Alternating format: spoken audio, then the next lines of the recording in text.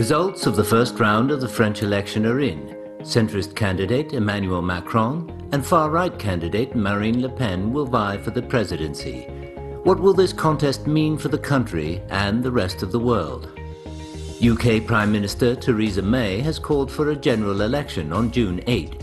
Why did she take this decision, and what are the implications?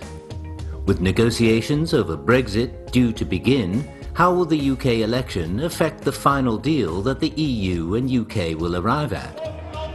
Populism and unpredictability have been rising throughout Europe. What impact will the French and UK elections have on these ongoing issues?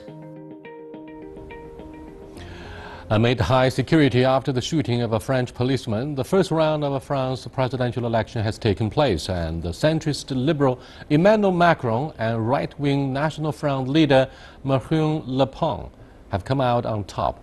This has been a year of populism and unpredictability, with the election of Donald Trump and the triumph of Brexit. And soon the UK itself will also go to the polls in its own general election in what looks to be a heated contest.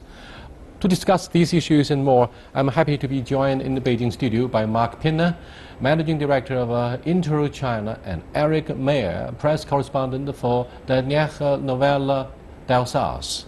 That's our topic. This is Dialogue. I'm Yang Rui.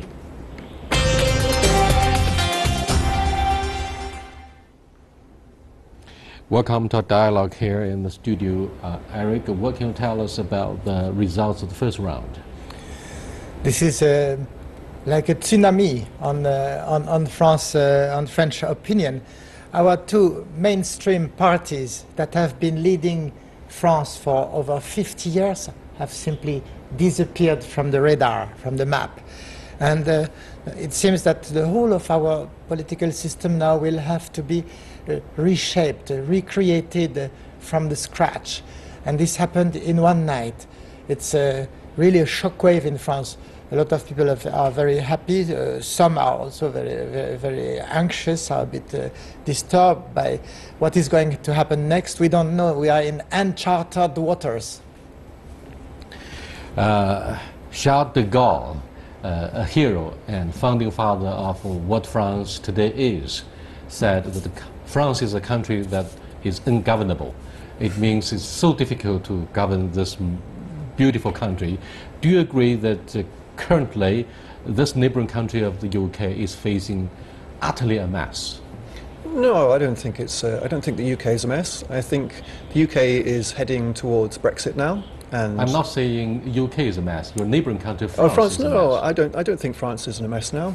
So you've now had the, although you've had the result of the French presidential election, the moderates, looks like the moderates will come through. So it looks like Le Pen has come a sort of distant second. There's no huge sort of boost in the results, in her results. So I think that France will come through.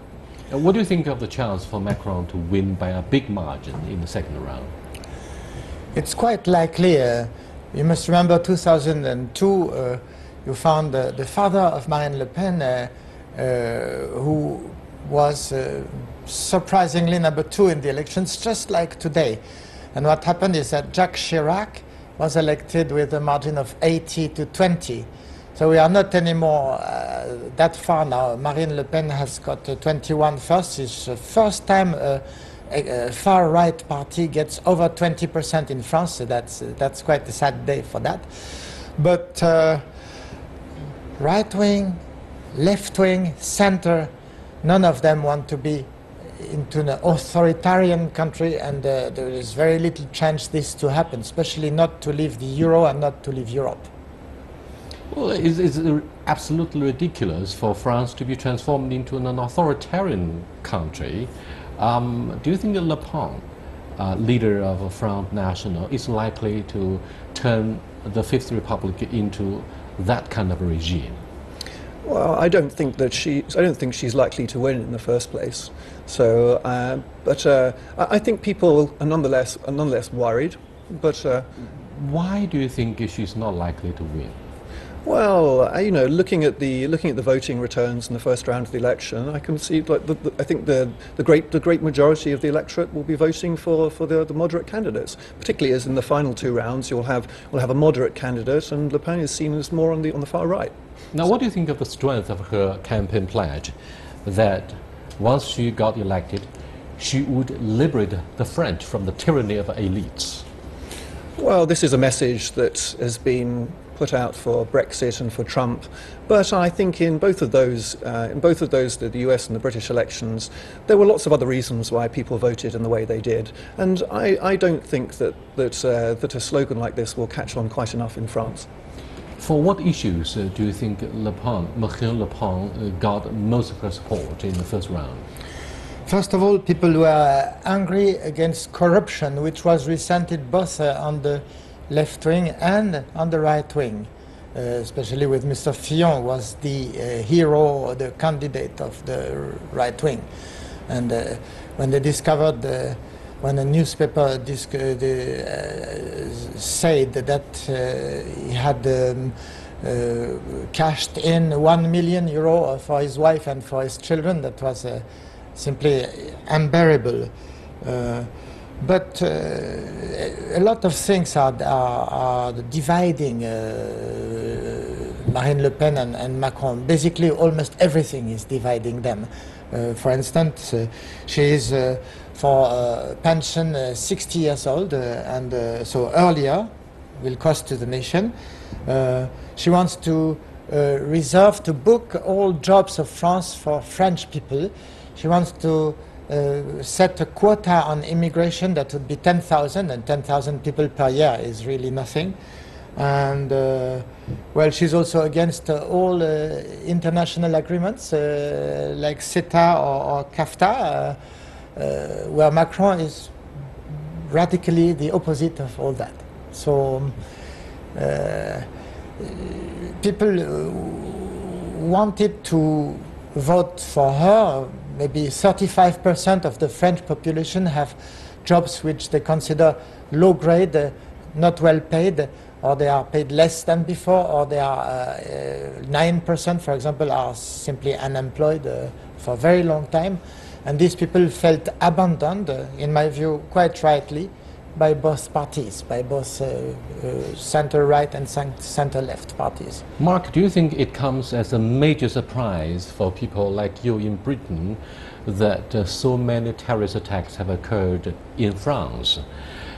Is it purely coincidence that France has become a soft target of terrorist attacks, and a tragic event of latest shooting that killed a French policeman occurred so close to the election itself that many people believe this event may have delivered a huge impact upon the French electorate, who have been angered and enraged by this outrageous terrorist attacks, and they decided to vote for Le Pen, who wanted to close the borders, who wanted to impose a comprehensive ban on legal or illegal immigration. What do you think of the issue of terrorism and its relationship with the possible campaign success of the far-right movement? Well, I think that's what the terrorists will be hoping to achieve. They want to help to to make a contrast and to exacerbate divisions within societies by their actions.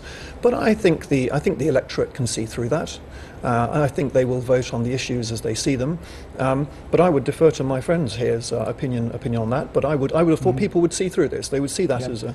In fact, we have to say that people were not scared and not impressed, and they did not change their vote. Yeah. So if it was a tentative to influence the elections, it failed, because Marine Le Pen has now, yesterday, got less votes than the last prognostic before the attack. But gentlemen, let's review a little bit the history of yet another two elections, which sealed the fate of a very promising presidential hopeful, or the candidate. In the case of Taiwan, which is not, of course, is a renegade province from the perspective of the mainland. The March 19th mysterious gunshot in the campaign favored immensely the results of the election which led to the success of Chen Shui-bian, a pro-secession leader. Chen Shui-bian. And the FBI investigation into Hillary Clinton immediately delivered a huge impact upon the swing voters, and therefore Donald Trump may have taken advantage of the open allegation by FBI to make the investigation. This time around, terrorist attacks occurred so close to the election, and therefore the electorate, the attitude is often described as the loose sand, can fuel the speculation that Marine Le Pen, the leader of the far-right movement, may protect the electorate, may protect the French people. She not only vows to liberate the French from the tyranny of elites, but she also protect the whole country. But this isn't the first time that the West has been faced with terrorism. So the West has had sort of like a low-level and occasional terrorism, like for many years, and even more recently there have been other events like this. So I think, although it's a horrible, a terrible attack, and ones where we should provide sympathy and understanding for our respective countries and peoples, I think the people, it's not quite as so much of a shock to the system as you might think. Mark, I suppose both of you know very well the poor economic performance in European Union, not only just France, and therefore Marine Le Pen promised to return jobs back to the French nationals, not the immigrants. And this may have appealed strongly to the mind and heart of her die-hard supporters. It may, but she would first have to get the votes for any major change. She would have to, or try to bring in the French legislation. For example, you want to leave Europe, you must first make your referendum and have the votes for it. And then people will stand up and say, this is what it's going to cost. And do you think really that you will be more rich while living, if we have a Brexit, for example? I hope that for our British friends there will be no economic consequences, and that we will fare in future like good neighbors as we all have always been. But for us French, for sure, leaving Europe would lead to economic, maybe not catastrophe, but big problems. Let's take a second look at the issue of populism in a broad context. Do you think this movement of populism and a movement against establishment is gaining momentum very quickly across the Atlantic Ocean, not only in the United States, but also in the near case of the Netherlands, despite the results of the election? So France might be yet another Netherlands? I'm convinced of that. You may say that I am very optimistic, but we have had one case 1 month ago. Nobody thought that the center-right wing would be able to defend against this headstream attack of populism of Geert Wilders, but it did. And everybody stood. They had no fear, and they won. They won. Second case, France now. It's not yet the time to say that Macron is president, but there is very good chance, and Marine Le Pen has a lesser score than was expected, and she's number 2. She's not number 1. This is very important. Le Pen's place in the final round cements her party's steady rise in French politics. I wonder if you agree. The Front National has made steady gains in every election since she took over the leadership from her father, Jean-Marie Le Pen, in 2011. Le Pen ran a hardline campaign against immigration and promised to crack down on what she called Islamic fundamentalism. Again, let me ask you, what's the size of the Muslim population in your country? 3 million? No, it's actually 7 million. 7 million. 7 million. 7 million, and you're facing the explosive growth of the population among the Muslims. So Macron supporters at rallies waved EU flags, and he hailed the positive role of the 27-country bloc. Le Pen told supporters that EU will die. Why? Why? Front National has been able to gain steady support since the takeover of the leadership. Does it have anything to do with the future of the European Union? It's an old system that has not been changed in 50 years. We have a problem of jobs. We have a problem of governance. Our democracy may not be as representative as it used to be. This needs a new approach with focused priority on jobs with new methods. One idea of Macron is that we have so many old systems which are useless. I'll give you one example which happened when Macron was Minister of Commerce and Economy in France. The buses in France are not allowed to drive more than, say, 80 kilometers. Why? Because if they did 500 kilometers, then there would be a competition to the train system.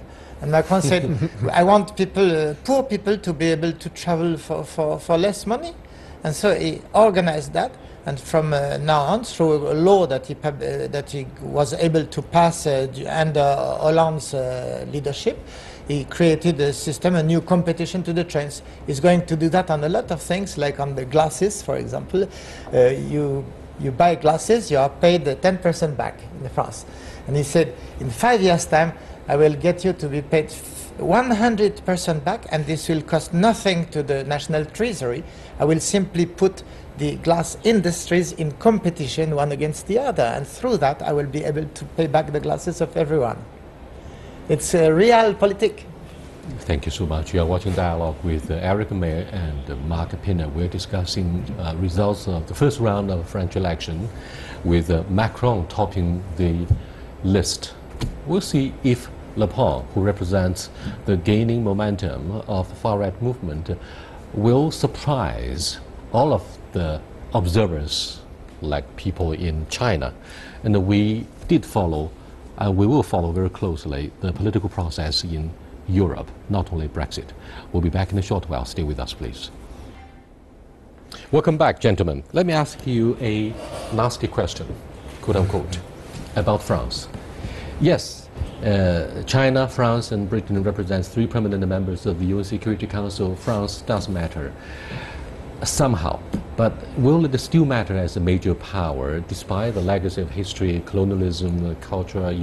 By the way, the French exported a lot of brilliant works of humanity to the rest of the world.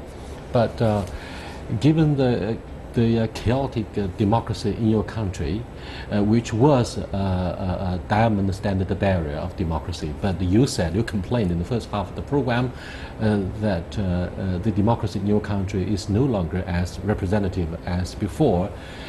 Proportional representation is, of course, one of the major hallmarks of democracy in the West. Explain further, please. Do you think France will matter as much as it did? It depends on the power of France, its audience internationally, and its respectability. If, for example, one working technique of Macron is to ask everyone about their feeling. He does that through the internet, and questions which then are, the answers are then processed by groups of work. So as for the representation of this government and its reflection of the ideas of the French people, it should be better than before. That's one. And secondly, if you had Marine Le Pen as president, she does not want to have this trade agreement with Canada, she does not want to have this trade agreement with the USA, and she certainly does not want to have a trade agreement with China. So she would be respected by nobody, and France would be very isolated. So in fact, it seems to me that Macron is the best chance for us to be heard and to be listened to and to negotiate with us. Mark, a closer look at what's happening in France. Can you possibly go back to what happened in 1789, the French Revolution? Robespierre, who launched the French Revolution, was sent to, was beheaded. Guillotine. As a result of a majority tyranny. So, would you describe the dynamic democratic elections in France at this moment as mob rule? And that would be very dangerous to the principles of democracy? No, I don't think so. I would describe the presidential elections as a sort of considered vote by the French people. They are deciding their representatives for the future, and they've had plenty of time to make a well-considered decision. So I would have thought when people think about mob rule, they think of rather arbitrary rule by groups without thinking through the issues much. So I would think no, they've got a well thought out presidential election.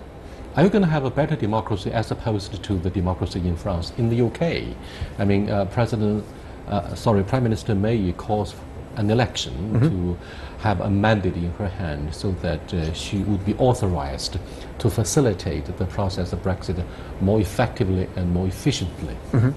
Yes, I think that is why she wants to. Why she's called the general election, and I think she's on course. The opinion polls look like she's on course to win a strong majority in Parliament. If you look at the composition of Parliament at the moment, she has a small majority, but within Parliament there are members of her own party who would take a more extreme position on Brexit, and there are those who didn't vote for Brexit in the first place. And you combine that with some oppositional games played on Brexit with the opposition parties, and I think she wants to reinforce her position, her mandate to deliver a Brexit for Britain that she believes is in the best interest of the country, and I believe that's correct.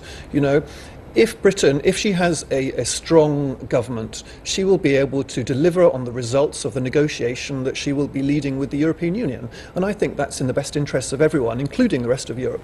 The process of Brexit is of course irreversible, and Prime Minister May is determined to make that happen, of course, and that's why she wants to have the mandate. Now, with Marine Le Pen vows to leave the European Union, well, few would believe that would happen. Few would believe that France will leave the European Union. But why do we have such strong momentum to see disintegration of the European Union? First of all, I want to add a little bit on what you just said, saying that the attitude of the UK will be extremely important in the way that the Brexit will be negotiated. Yes. There are two attitudes in Europe. One says that some people are extremely angry at the UK because they feel they have been betrayed or abandoned or something. This is an emotional answer. There is another answer saying UK will not move geographically. It will forever be our good neighbor. We need them, and they also need us. For example, in terms of military affairs, we have a very strong, narrow cooperation and confidence between the French and the British Army, the Navy, for example. So why is there a problem about Europe and the problem about so far for the last 20 years Europe has not anymore deepened the policies, it has not created new policies like the Green Europe or like the Blue Europe of fisheries. It has created the euro, but it has not created a common taxation policy, and that was the beginning of the mess financially in Europe. And instead we have taken over 10 or 15 new countries from the East that were very difficult to swallow because they were former communist countries. So we don't have much unity for the moment, and we don't have the policies to manage to give a European governance. The last reason is that our governments of Europe, rich governments of Germany, of France or Belgium, for example, did not want to leave their privileges or their governing privileges. They did not want to hand over too much money to Brussels, and they did not want, for example, to leave Brussels manage our armies or our education. And maybe in future we will have to think about that. How do we continue living together without sharing common policies more and more? I'm afraid the future of Brussels and the future of the European Union has been damaged and irrevocably by the issue of immigration and terrorist attacks as a result. However, despite the appeal by President Trump to split the European Union, I'm afraid the European Union itself is on the point of falling apart on particularly the issue of Russia, with the United Kingdom calling for more and more draconian punishment against Russia as a result of a Crimea and crisis in East Ukraine. But presidential hopefuls in France do not see eye to eye with your British friends on the issue of punishment, the economic sanctions. In fact, Le Pen and Monsieur Mélenchon both call for lifting the economic sanctions. So, towards the end of our dialogue here, what do you think of your relationship with Russia? If you ask for my private relationship, I think that Russia has not been treated completely fairly as a people. They are also our neighbors, and we have a very old and intimate relationship with Russia. And now we don't see that relationship expressed anymore. That is my problem. But why is the United Kingdom so critical of Russia? And even far more critical than other members of the European Union? Well, I think it may be connected with with issues in Syria and sort of more geopolitics. But on a personal, to agree with your comments, you know, I think there's an opportunity to sort of rebuild a relationship, or I hope there will be. We're so if I may say one thing, we are not going to break Europe, and especially not break Europe about Russia. Yeah. No, I agree. We have problems, differences of sensibility. Some would like to punish Russia because of things they do in Syria or elsewhere. Some would like to favor economic reconciliation. But in the future, we are all agreeing that Russia is and will be our neighbor, and that we have a lot shared together, and we want to save that. Yes, I think the sort of key issue to focus on here is managing, from a British perspective, is managing Brexit. You know, and our future relations with the rest of the European Union, certainly including France. What about your future relationship with the PRC, China?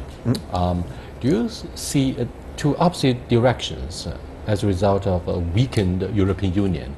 You either tend to treat protectionism, or you will get closer to the second biggest economy of China. You think from the European Union or from the UK? From both the UK and the European Union perspective. I don't think there will be a fundamental change in either the EU's or the UK's relationship with China. I think both sides, both the UK and the EU, think that the future relationships with China are extremely important. You know, China is becoming already is a global power, and I think even though the UK is looking to expand its trading relationships with the rest of the world outside the EU as it moves towards Brexit, that has been the case before the UK has decided to leave the EU. So I think, yes, the government is certainly looking to build its trading relationships. Very quickly, Eric, whoever wins the campaign in your country, which country will be the first destination of the overseas trip by the newly elected president? The United Kingdom or China? Between the two, I would think maybe the UK. Still, we have a lot to exchange. We have a lot to discuss. To see what means a Brexit in the mind of the Brits. We don't know what it means. We know they want to leave the European Union. What is their opinion about us as a French people or something? We have always been a close country. We would like to stay, but certainly a trip of President Macron to China is on the run. It will happen quite rapidly as well. But Macron, for one thing is sure, Macron will gain a lot of fans, female fans in China, despite his very old wife, 24 years older than him. Well, with that, we come to the end of this edition of Dialogue with Eric Mayer and Mark Pinner. I'll see you next time. Goodbye.